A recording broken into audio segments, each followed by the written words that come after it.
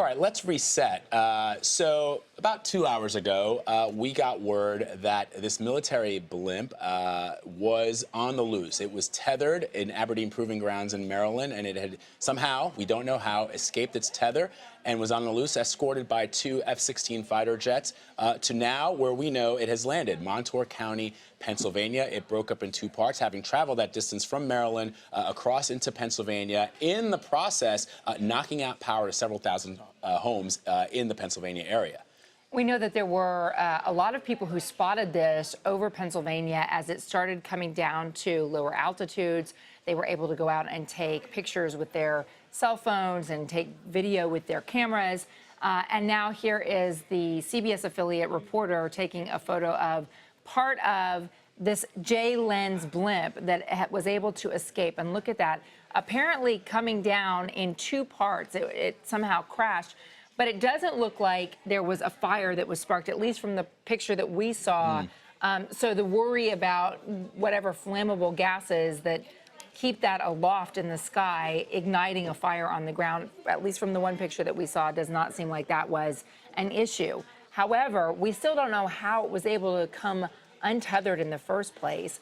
And the fact that it has equipment on board that is supposed to de-inflate this so that it doesn't pose any kind of a risk apparently is not working. Now, today it didn't seem to be a problem because as it headed west, it stayed in areas that were, frankly, not that busy for commercial aircraft and rather unpopulated. And so the risk to major cities or a repeat of, what people saw in the Hindenburg disaster all those years ago was not meant to be here. Now, joining us on the phone is Paul Wirth. He's Director of Communications for PPL Utility in the area. Paul, thanks for being with us. What can you tell us? Well, we have some power lines that are damaged in the Bloomsburg, Pennsylvania area.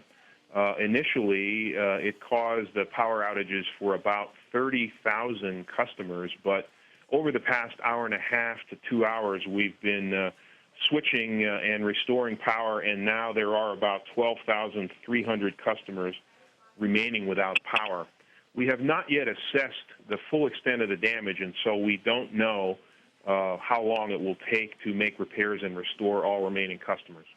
So does that mean that you don't know how many literal power lines, power poles might have been damaged by the dragging tether? We know that there's damage to one set of power lines and one power pole. What we don't know is whether there's any other damage in the area, and we are currently assessing that damage right now as we prepare to make repairs. Do you cover parts of Montour County as well, where this blimp has crash landed? We do. And when you're talking about power outages, is that for your whole coverage area?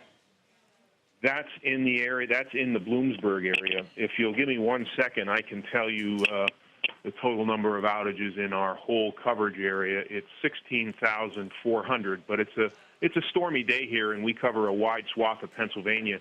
Many of those are related to weather, trees, wind. And Paul, so what's the reasonable amount of time that the residents in the areas that you cover can expect to have full power restored?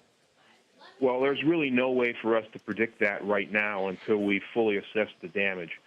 We will be able to update our customers as soon as we know, but I just can't tell you right now. All right, Paul Wirth, who is the Director of Communications at PPL there in the Bloomfield area. We appreciate it, Paul. Thank you.